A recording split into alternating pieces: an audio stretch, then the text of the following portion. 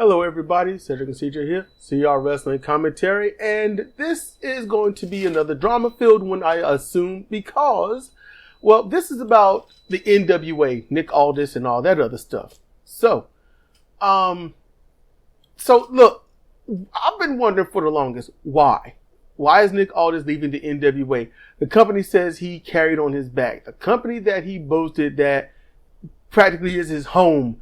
The company where true great professional wrestlers go to solidify their legacy. All of these blusters and what why would you want to leave all of that? Couldn't figure it out.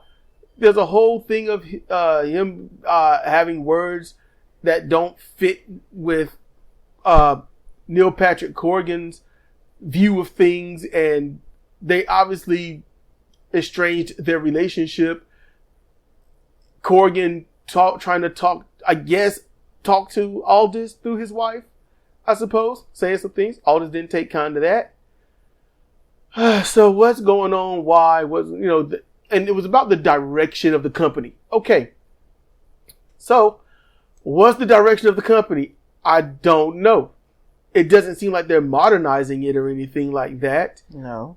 Camille retains her women's championship. The Burke, as she calls it. The U.S. Tag Team Championship seems to be still not important right now, but give it time, I assume. The World Tag Team Championships, who even got those? La Rebellion. Oh, they still got, La Rebellion? Okay. Yeah. They aren't going anywhere. Mm-mm. The television championship just got relinquished by Tyrus, and now that is in the hands of Jordan Clearwater, the Golden Boy himself. Who won't keep it for nearly as long? No, he's not gonna keep it as long. The women's tag team championship, that I thought that was abysmally defended at the last pay-per-view. I didn't like how that came out. It's like, you don't just stick two people together. That lets you know that they don't have a talented women's roster when you got to jam two people together. And that's one of the things that came out of listening to Arcadia Vanguard wrestling newsletter. They didn't do NWA Empowered, which is an all women's pay-per-view. They did it before, and it came across swimmingly. I enjoyed it. Yeah. Had great reviews. I admit the first part of it was all right. It was fine. But then the second half, which featured predominantly NWA talent, that was great. So I couldn't really figure out what the problem was. And then on AV, Arcadian Vanguard, that is, that's when they had let us know that Corgan, his words were in the area of, we're not going to do an NWA Empowered because there is not enough quality female talent out there to use. The NWA is the personification of bring a talent in, use them for a little bit, keep them if they want to stay, and if they're worthwhile, get rid of them if they're not. That's them. Talent trading like a mug. That's them. Cool. But to be honest with you, I can't disagree with that. I can't. Because you watch, All Elite Wrestling. You see the women up there just floundering around. They don't do anything worthwhile. Not really. The only true talents that they got that I cared to watch was at first just Jade Cargill. Britt Baker, somewhat, depending upon. She's got a presence and whatnot. Yeah. Nyla Rose, I was like, oh man, I love her. Then where is she? What's she doing? Now she's losing to everybody, mainly Riho. Now they brought her back after some time, putting her on the main stage, and she's looking good. Beautiful woman. Love her. I like the work she's doing, antagonizing Jade Cargill. I don't see why you'd want to put a heel versus a heel in a storyline.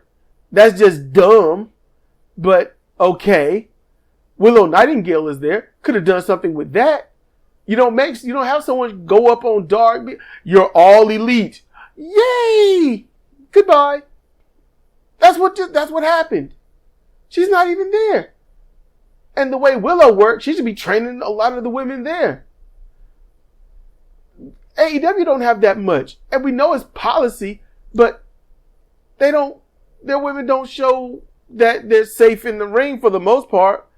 You've got broken wrists, busted noses, broken ankles, twisted shins, hurt necks, all over the place with AEW. It's not a safe working environment.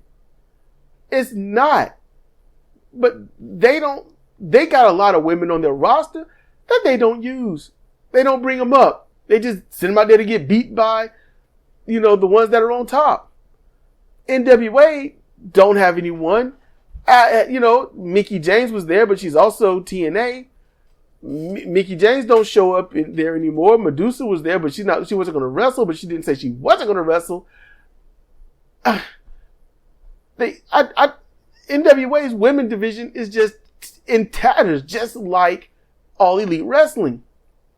So for him to say that they don't have enough quality women wrestlers to put on Empowered, I agree. I agree. With that too, yeah. But then it was stated that Nick Aldis, who was saying, well, the ratings are down, yada, yada, yada, but NWA's pay-per-view just did more than AEW and WWE at a little bit almost combined. Now, put AEW and WWE pay-per-views, the past pay-per-views and shows together, they outdid Hard Times 3 by about 3 to 500,000. Okay? But that's combined. Shouldn't be that way. NWA did 2 million plus. 2.2 million plus. So the audience loves professional wrestling. And Nick Aldis is saying that he's talking about the company going down, is going in a bad position. Okay. I think in time, yeah, every company does, every company will. However, he said that he did not agree with the choice to put the NWA World's Heavyweight Championship on Tyrus, which is something that had been decided some time ago. And that is where I guess Cedric and I can debate, because, how can I say this? I did not want Trevor Murdoch to lose that belt. But as I said, I would be fine if Tyrus won it. Tyrus winning it only made sense because of the weight they threw behind the build-up. Yes. Okay. And that's very needed. So with the weight they threw behind the build-up and the empty arena interviews and him relinquishing the TV title after never being defeated and tournaments for the title and beef between him and Black G's about what should be done with TV. After all that, him getting it makes sense. Okay, cool. But him being champion, they should have left it on Trevor. So that's a cognitive dissonance right there. It makes sense for him to be champion, but it should stay on Trevor. How do you reconcile that? Reconcile it easily is because all that Tyrus has as far as wrestling ability is that he is big. So if you slow down enough, he can beat you. Okay. And that's never improved. Yeah, he's hard hitting. He gets you a hard punch. He had the tongue and death grip. He can put a bunch of big moves on you. But all you got to do is stick and move and take him off his feet, and that's it. He has no agility. You watch Trevor Murdoch in the ring. Not only has he come up and lost weight, he's quick, he's agile, he's got on the best knee pads in the world, and he can still move his knees. Yeah, yeah. Tyrus, you see how slow he walk out there with that music? His music's good, but the music it has the same pace that he walks. A very slow, shuffling walk. Yeah. Not going to disagree with any of that. He's slow and he's shuffling in the ring. There had to be a third person in the ring for the match to go the way it did, and for it to not look like Trevor just let him have it. Yeah. So, yeah, storyline, everything they've created, yeah, putting on it makes sense.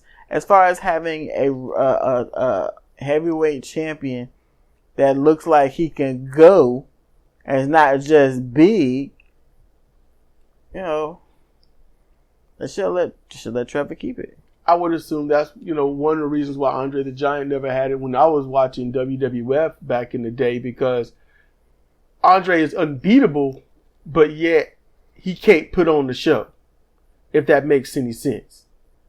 You're not going to beat Andre.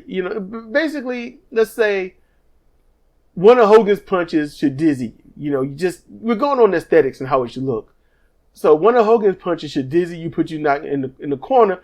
Andre's punch should just hammer you, and you're either falling into the ropes outside the ring or you're hitting the mat and not really getting up unless he pulls you up. That's the difference in how it should look. Andre don't need to have the big old muscles and stuff. That's a big dude. If you ever try to match power, like shoving power or pulling power with a big dude like that, a muscle dude and a big is two different animals. Muscle bound don't necessarily mean power. It don't. Andre was a farm fed powerhouse. That's a big deal. He was stronger than Hogan, and it was obvious in certain matches as he had to yank Hogan across the ring. But and I'm like, I don't think anyone was seeing it. I was a little kid. I was like, why is this dude just yanking Hogan across the ring and stuff? And I don't know, everyone around was saying that Hogan was so much stronger than Andre at the time, but that's not what I saw. But going back to this Tyrus being a big dude, what I was linking it to, yeah, unbeatable. He hasn't lost. He should be in the title picture, but not really winning it. That's where I would have placed him. I would have gave him more of the Andre gimmick. Just go ahead, get in these matches. Your manager or you or someone does something to trip it up, mess it up for you or something, or you make an uncanny mistake and it just costs you everything, something like that. I would have done that, and I would have had him go after that belt about, I'd say 4 times a year. Tops. No more. No less than twice. That's how I would have done it. And I would have kept I get it. I get how they got to do company policy, but I would have had it so that he kept the TV title with him. And if he won the world's title, then he must relinquish the television title. That's how I would have done that. I agree. He can't move around in that ring. He's a powerhouse though, but since he hasn't lost, and he done beat everybody that's been put in front of him except, now Trevor Murdoch. Cardona's probably going back to WWE. Nick Aldis, he left because he didn't want Tyrus to have the belt. And Corgan was talking to Mickey James, and reportedly, I think what they had said on AV was that he didn't want it so that he couldn't allow Nick Aldis to stay there just to have the belt only. And Nick Aldis was like, nope, that's not what it is.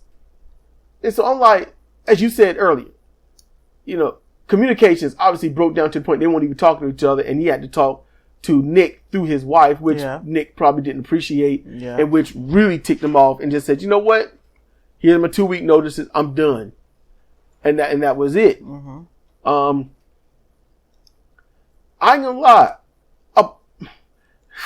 I don't know. No one knows the absolute ins and outs of all this, okay? They don't. But I got to say this, since I don't know, and this is what I teach. I teach this to my daughter. If someone doesn't let you know what's going on, then you are safe to assume whatever you want and say whatever you want, because they are keeping secrets. And since we don't know, and going on what has transpired, I got to say this is highly unprofessional of Nick Aldis. You stay there, you tough it out, you gut it out, You don't like the decision made, okay. That doesn't mean that one has to stay. Two, it's going to be solidified and etched in stone for all of eternity. Mistakes in wrestling and stuff like this is like writing with a pencil. Just use the eraser, go over it, do something better. That's about it. Or if you write a full out battle scene or something and you weren't happy with it, but yet it does flow with everything, you know what? Do another battle scene later. Make it better. Make it the way you wanted it to. But this right here, leaving? No, he should have toughed it out. Keep, holding up the brand and whatnot. Because I'm going to tell you, Nick Aldis, he go to AEW, can't wrestle. I mean, he ain't going to have but maybe 2 to 3 worthwhile opponents. People that can actually work with him and call it in the ring.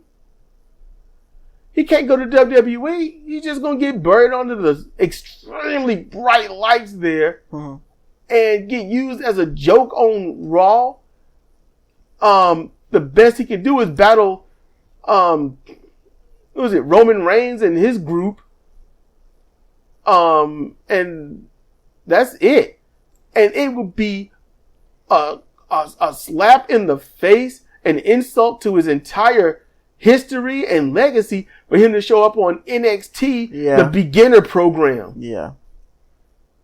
That's what NXT is, the beginner program. If you go through this and you impress us, we'll send you up to one of the top 2. No. And then go to development to retrain him to suit your style and get out the NWA style, which is the work ethic style. Usually what the NWA was built on. Work ethic and a bit of brutality, which they can't do the brutality anymore. They can't do that. So I don't know how to take all this. I just don't like that Nick Aldis gave up. I really don't. And it's true. They don't have enough quality women in professional wrestling to hold NWA empowered. Now, unless you was going to do a 1-hour pay-per-view and have about 4 matches. Yeah. In that case, cool. But at the same time, just think about what the NWA has done with look at this part of the women's division. Okay? Pretty Empowered had a match with one of their flunkies in a 3-way, which made no sense to see who the boss was going to be of the group. So the flunky had to lay down and take it after the other 2 fought over who's going to get the cheap pin. And even after that, the boss ain't showing that she's a boss. So I'm just saying it's Kenzie Page, I believe it is, ain't it? The small one? Yeah. Yeah, she's the boss. She's the one that won. Yeah. She's not showing it. She's angrier. She's meaner, but she's not dictating anything. And if she did, the way that they do it, then what's going to happen? That group's going to break up. And it'll be just like anything that any other company is doing. Get a tag team, make them look good, give them the belts, break them up. So yeah, I get it. There's not enough for Empowered. NWA also made other mistakes. I have to agree. Cedar brought this up a few days ago to me about NWA USA, if you can remember everything he said about that. You mean the fact the NWA USA in its inception was supposed to be the flagship for the junior heavyweight title and junior heavyweights. Like the first 2 shows, it's like they broke out every junior heavyweight that you could find, and they were fighting, and it was good. They had a tournament for the belt that Homicide eventually won. And it's like after Homicide won, it's like USA just became another show. And they kept putting lightweights up against heavyweights instead of putting lightweights up against lightweights and silly random tag teams. And then they have a silly random people. This is the fixers in NWA USA. And the only lightweight person you really saw was Carino or maybe Kerry Morton in a tag team with his dad. I mean, that's it. And then they said, "Oh, Tim Storm, you're going to be the commissioner or the whatever title they gave him of NWA USA. And as soon as they put him in that position, the first episode, they break out Raven. They dust him off and put him out there and have him saying that Tim Storm's not capable of doing his job. Raven like he just came out from underneath the trash can. And he's raining hell down on Tim for what, about 3 or 4 different shows. And then he goes away. And Medusa comes in. And, now she's whatever. So now co-producer of something. Yeah, and now she's going to be, one half of Tim's job. But then she didn't come back after that. And then she didn't come back. She came back one time for like one commentary thing where she got into it with Danny Deals. And then she's gone again. And we guess Tim is still the commissioner. I don't know. We just know that at random times he disappears from commentary. It's just, it's no rhyme or reason to it. It's going bad. It is. And as messed up as all of this sounds, it's still a better product than AEW, which is the newest thing out there. There's going to be a new wrestling company, and it's being financially supported in part by Kevin Kelly. It's called American Excellence Wrestling, AXW. Yeah, we'll see how far that goes. Because here's the thing, Kevin Kelly, a name by himself, with all the commentary he's done for New Japan, he's a household name. He is an indie name. He is a Japan wrestling watcher's name. So if he's going to do this, you're like, oh man, this got to be great, But here's the thing. What does every company do that makes them fail? They try to compete with the WWE. Hopefully they won't.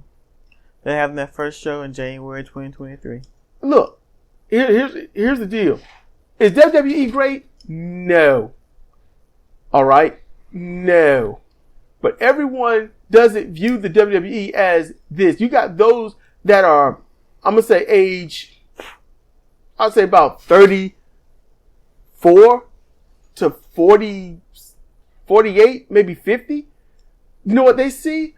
I can't wait for them to bring back the Attitude Era. I can't wait for that to come back. That's where they are. They're stuck in that.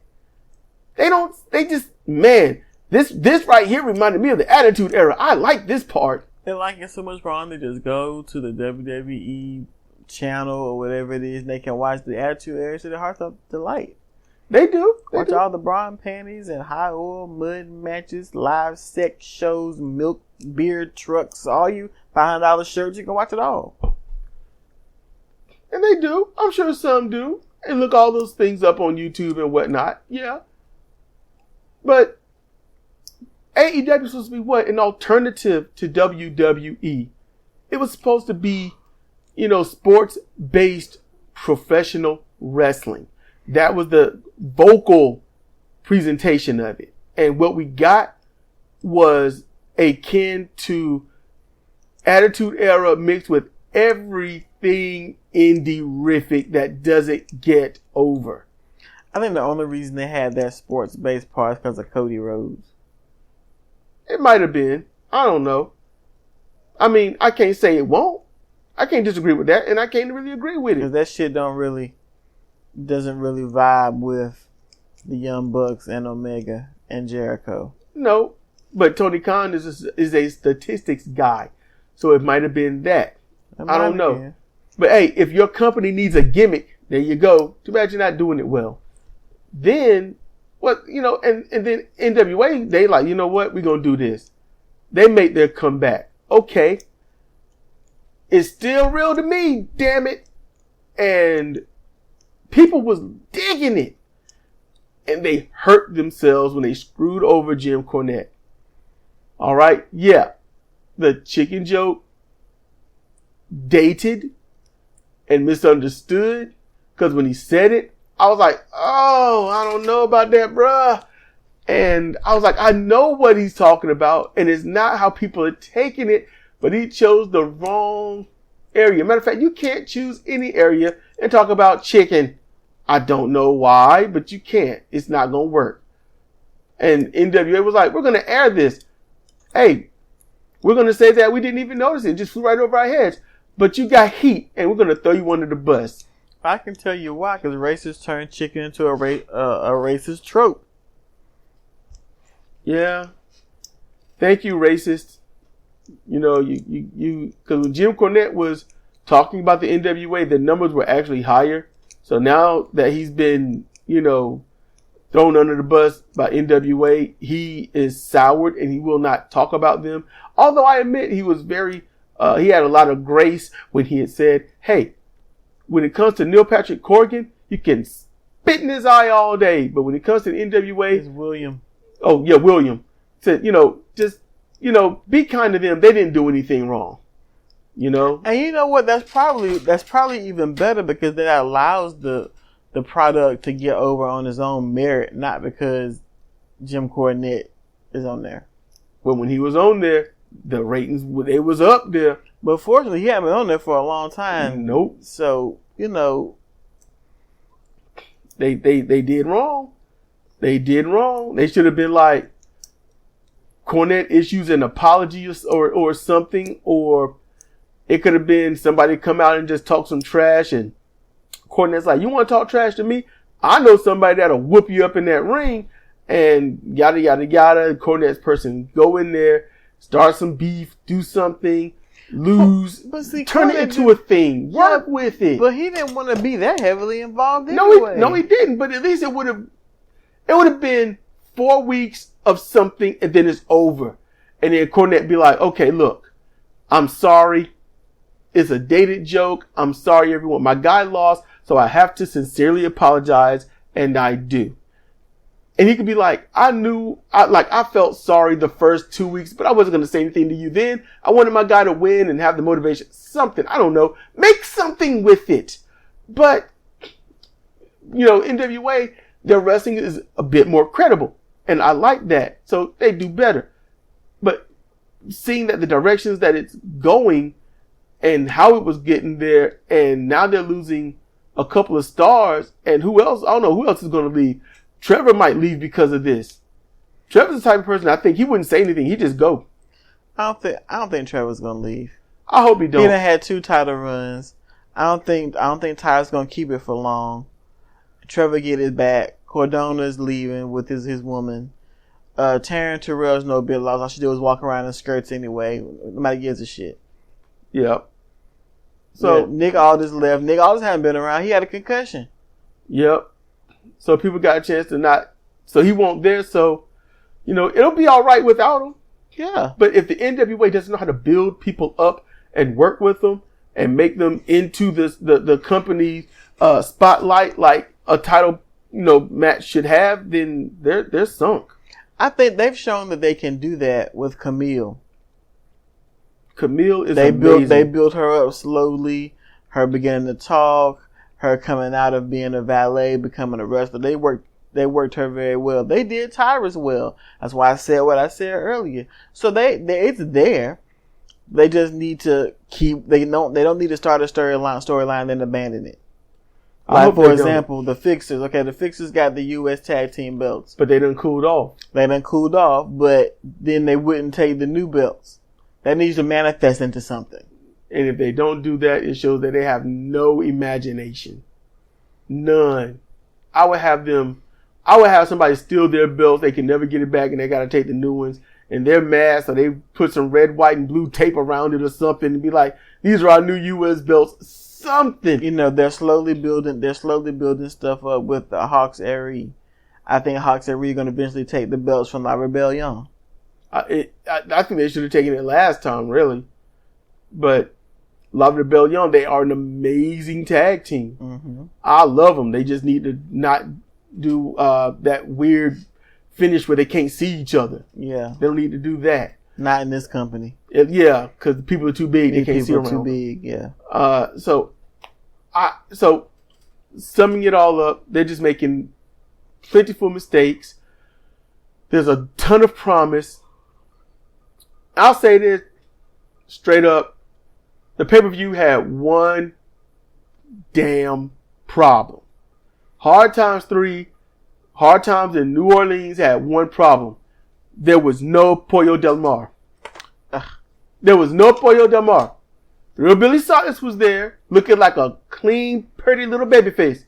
But there was no queen of pro wrestling. There was no Pollo Del Mar. And that is a crying shame.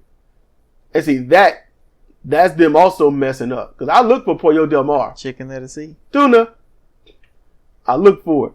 And everybody loves some tuna. Everybody. You know? So, with that, this has been Cedric and Cedar for CR Wrestling Commentary. And y'all be safe. Stay safe. Be good. Chill. See you next time.